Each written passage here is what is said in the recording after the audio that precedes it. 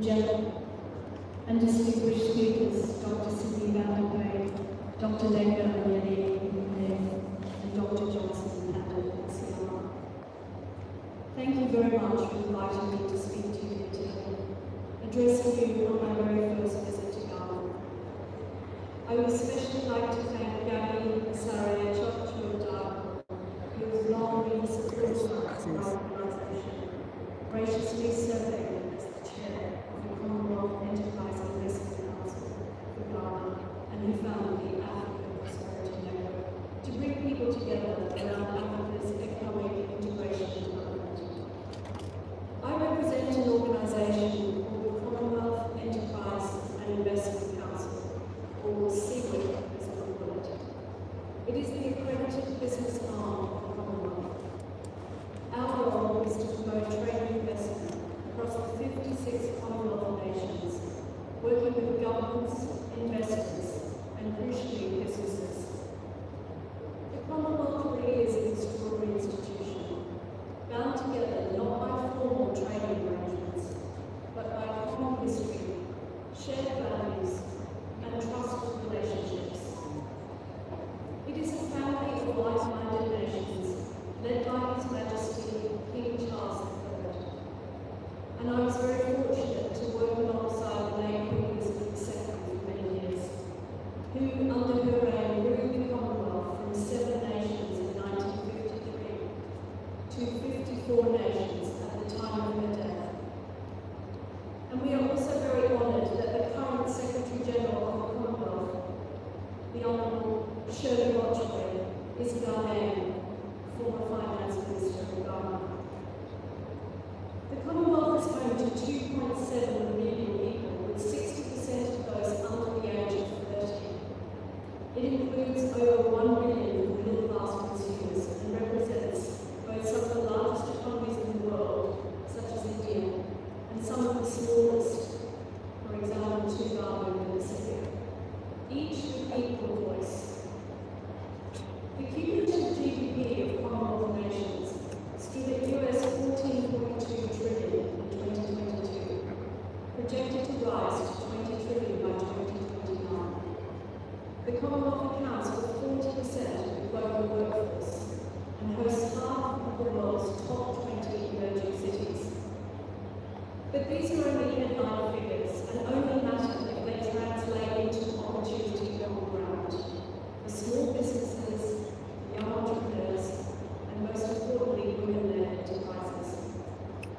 Across the Commonwealth and Africa alike, SMEs account for around 90% of all businesses and more than half of all employment. Women-owned businesses already contribute an estimated $250 billion to Africa's GDP, yet continue to face disproportionate barriers to finance, markets, and network. Youth-led enterprises are growing rapidly, but too many struggle to scale beyond the informal or early-stage phase. That's why institutions and platforms such as this support early-stage, seed and pre-seed entrepreneurs matter so deeply. They are not peripheral to growth, they are the pipeline of future national champions. The Commonwealth's voice can be very powerful. We have members on the UN Security Council, 2 members of the G7, 5 members of the G20, and representation in every major regional economic group in the world. That influence must increasingly be used to unlock opportunities for SMEs, and especially for women and young families. This alignment is particularly strong in the African Continental Free Trade Area, where 19 members are also Commonwealth countries. The Commonwealth and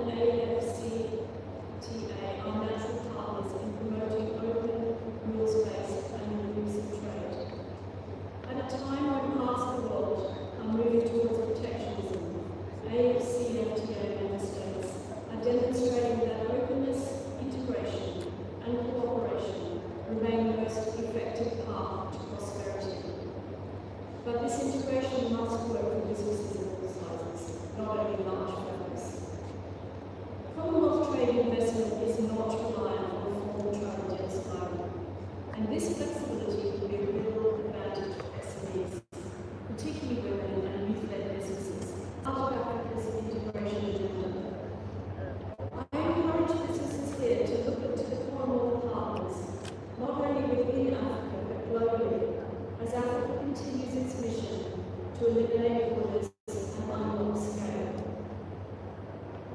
For CWEIC, our commitment is clear.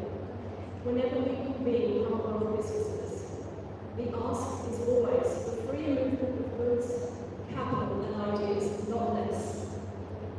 Over the coming months, we will bring Commonwealth businesses together in London, in Lagos, and later this year at the Commonwealth Heads of Government meeting in Antigua and Barbuda. And we hope to see you there. The voices of business, particularly SMEs, women entrepreneurs, and young families, must be heard by presidents and prime ministers as they shape the future of trade and investment. As the global trading environment becomes even more uncertain, the Commonwealth's role as a trusted, connected, and values-based network has never been clearer.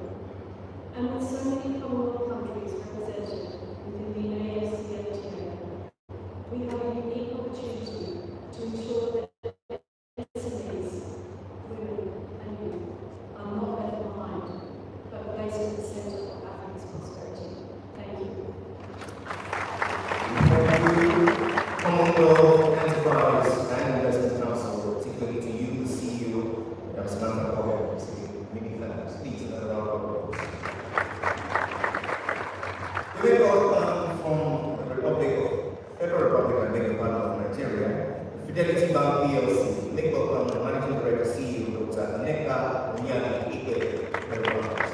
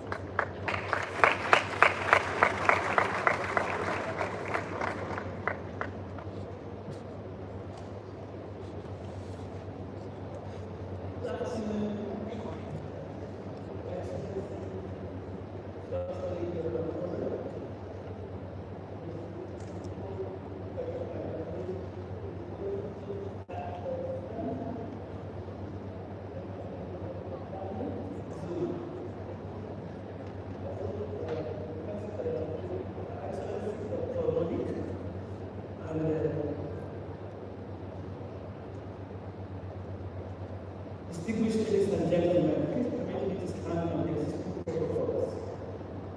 I am honored to join you today at this event, the Africa Prosperity Dialogue 2026, a platform that will go into one of the continent's most influential spaces for advancing trade, investment, and inclusive growth.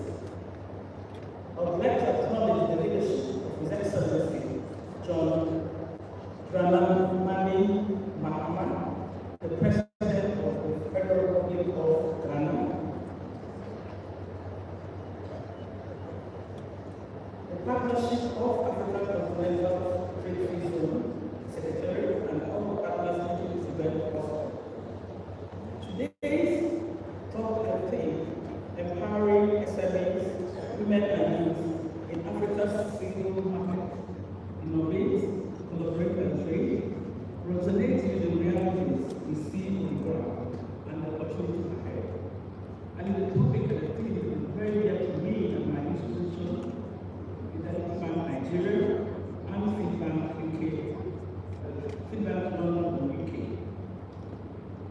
Incidentally, Fidelity Bank is the sixth-largest bank in Nigeria and is the leading bank in SME in Nigeria, SME support in Nigeria. We have one sector of this background, so I think we're able to direct media today. Let's take a very good part. Despite the fact that less than 20% of all of this, less than 20% of African SMEs have access to non-finance, leaving a staggering $331 billion financing gap, according to the IFC's MSME Finance Gap for 2025. Africa also has the highest rate of female enterprises globally, of which about 26% of our women, and engage in starting and running businesses that are women-owned. Meanwhile, these enterprises that faces severe financing and trade barriers. Again, as an operator, we're quite surprised that because data shows that out of 10 companies that have budgets, only one is female-led. So that's why it's quite surprising that we keep talking about this and this alignment. So I imagine that today I think that the programs like this will solve and try to take action on this, not just rhetorics. From my position as an operator, as a banker, I think three things need to be done, three action points to help to solve this problem. First of all, we must unlock women-led trade. UN research shows that women invest up to 90% of their income, like the speakers earlier said, into their families and communities, amplifying the impact, the economic impact. Similarly, the AfCFTA identified over $15 billion in untapped trade potential from women-led enterprises. These real constraints are limited access to finance, complex trade procedures, and informal market delivery procedures also frustrate businesses. Trade finance should be tailored to women-led SMEs and also offer simpler border processes that will move businesses from informal to scalable enterprises and scalable entities. We should also convert Africa's youth potential into enterprise. By 2035, Africa will add more young people to the workforce each year than the rest of the world put together. In fact, over 400 million young Africans are projected to reach working age by that year. A scale of new labor supply that demands urgent focus on job creation, skills, and cross-border trade opportunities. Youth-led businesses need skill, aligning with tradable sectors and digital access to regional markets. Therefore, we need to encourage digital trade platforms that lower entry costs and allow young entrepreneurs to scale faster with less capital. We also need to make SMEs trade ready, because what we have seen is that African supply chain and trade finance volumes are well over 50 billion euros compared to the estimated need of 240 billion euros. Therefore, we need to expand the supply chain finance and harmonize trade documentation with reduced costs and improve SME bankability significantly. So for biomed judgment, this is how SME can become credible partners to African civil trade markets. So like I said, let me explore what Fidelity Bank is doing to help all of this. We have three priorities. One is empowering trade and finance through our Feedback UK subsidiary, who are present good outside. With a fully fledged subsidiary in the United Kingdom, Feedback UK, we are able to support global trade and empower trade and finance between the United Kingdom and West Africa. Feedback UK provides a comprehensive range of banking services, including trade finance, personal banking, business banking, treasury services, commercial lending, mortgages, and several others in the United Kingdom, as well as private banking. Secondly, we need to expand market access to Nigerian SMEs through Fidelity Nigeria International Trade and Creative Connect. To strengthen the capacity of SMEs and improve their access to global supply chains via partnerships and foreign collaborations. Fidelity Bank established the Fidelity Nigeria International Trade and Creative Connect in 2022. Thank you for charging me. Kwame Trends. Three of the programs, one in the United Kingdom, two in the United States. Through this program, participating SMEs have successfully entered markets in the United Kingdom and the United States. Namely, Atlanta and Houston were the two venues. And they gained visibility, expanded trading channels, and deepened their participation in global value chains. I'm happy to announce that through this effort, we have several of our SMEs that now have their products on the big shops in the United States and the United Kingdom. So we encourage that other SMEs reach out to us to include them in this program. It's very effective. We are also of the opinion that we need to advance women-led enterprises through high fidelity. In recognition of the critical role women play in economic development, Fidelity Bank launched High Fidelity, a comprehensive value proposition tailored to support women at every stage of their entrepreneurial and personal journey. Anchored on 4 significant pillars: financial support, entrepreneurship development, health and wellness, and business education, High Fidelity delivers holistic empowerment for women. As part of this offering, the bank introduced Fund Her, a bespoke lending solution designed to provide women-owned businesses with access to finance at highly discounted interest rates. This initiative ensures that women entrepreneurs can grow sustainably, scale their ventures, and participate more competitively in the regional and global space. We also support SME via what we put together, our SME Hub. The Fidelity SME Hub operates as a one-stop platform and has helped over 50,000 SME transition from survival to scale through advisory support, capacity building, and access to tailored funds. By linking finance with capability and ecosystem partnerships, the SME Hub strengthens SMEs' participation in regional value chains and aligns directly with AfCFTA's objective of enabling SME-led and cross-border trade. I want to end these remarks with what success from APB of 2036 should look like. Clear trade simplification and SME-focused policy recommendations aligning with AfCFTA's protocols. Scaling proven trade finance instruments such as supply chain finance, guarantees, and blended structures where SMEs are already trading. Public-private partnerships built around trade corridors. Pipeline of projects that banks, PFIs, and investors should finance with confidence. APD 2026 matters because Africa's single market will not build itself. It will be built through deliberate policies, targeted capital, and accountable collaboration.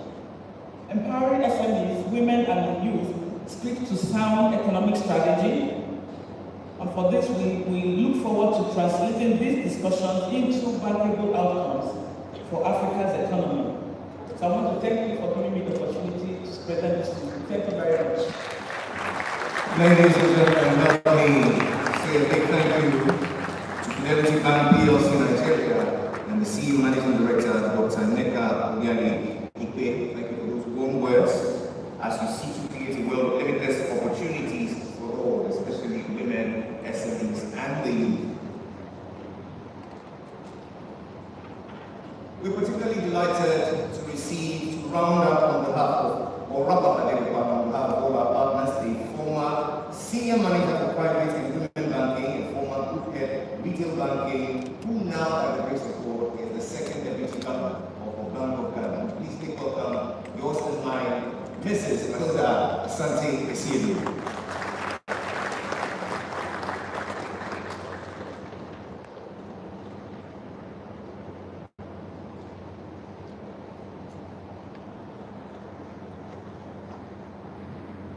Excellency, Vice President of the Republic of Ghana, Professor J. Excellency, First Lady Mandela, Excellencies, distinguished guests, investors, innovators, ladies and gentlemen, good afternoon. I bring you warm greetings from the Bank of Ghana, and on behalf of the Governor, Dr. Panditi Siama, who regrettably is unable to be here today. It is asked me to represent him. And so let me start by commending Mr. Gani, Asara Chedako, and the team of the Africa Prosperity Network for sustaining this important Congolian platform, but also for the theme for today, which is empowering SMEs, women, and youth in Africa's single market, innovate, collaborate, and trade. Now, this theme reminds us that Africa's integration is not an abstract concept. It is about people. It's about whether a young innovator in Accra, or a woman trader in Kisangani, or a small enterprise in Lusaka can access markets across borders with confidence and efficiency. At the center of this transformation lies one critical enabler: efficient cross-border payments and digital finance systems. Ladies and gentlemen, as we advance implementation of the Africa Continental Free Trade Area, one truth has become increasingly clear, and that is trade agreements alone do not create trade. Payments make trade possible. Without secure, affordable, and reliable means of transferring value, the promise of a truly integrated African market cannot be achieved. Payment systems are strategic trade infrastructure, essentially for monetary stability, financial integration, and long-term economic transformation across our dear continent. Now, despite Africa's enormous economic potential, cross-border payments remain expensive, slow, and fragmented. Transaction costs intra-Africa payments exceed between 7 to 10%. Now that compares to about 3% on average around the world. And so settlement times also take long. Sometimes it can go from days to weeks. Yet, amidst these tremendous challenges lie great opportunities. AfCFTA brings together a market of over 1.5 billion people, a combined GDP of approximately $2.8 trillion. If fully and truly implemented, intra-African trade could double in the medium term. But this growth will only materialize if our payment systems match Africa's trade ambitions. Thankfully, Africa has already demonstrated global leadership in digital finance and innovation. With more than half of the world's mobile wallets being on the continent, we've shown that with technology we can expand financial inclusion, transform livelihoods, and garner status as an immutable example. But for digital finance to be fully empowered and for African single markets to explode, inclusion must not just be within borders, it must extend beyond individual countries.